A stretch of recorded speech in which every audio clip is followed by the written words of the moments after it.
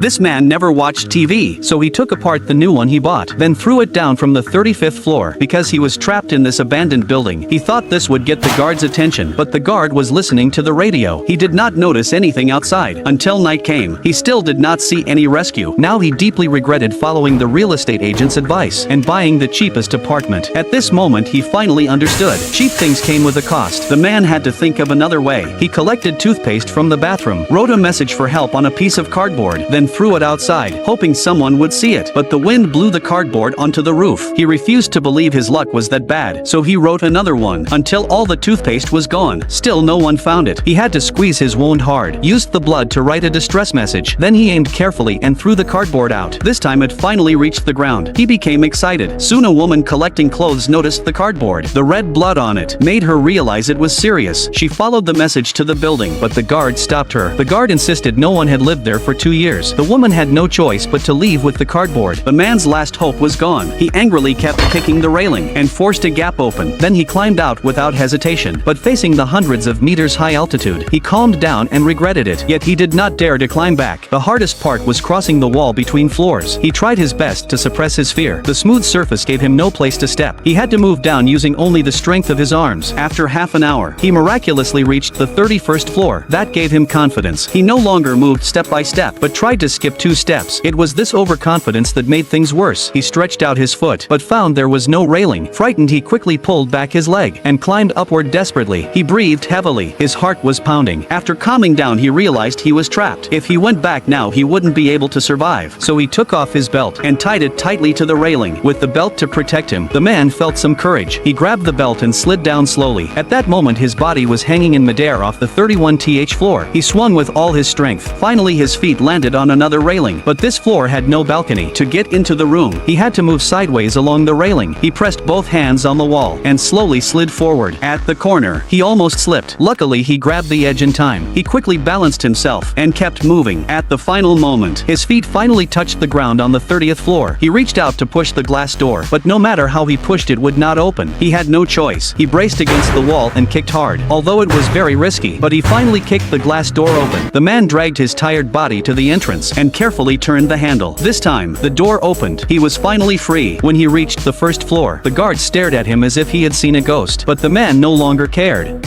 So, have you ever experienced being trapped?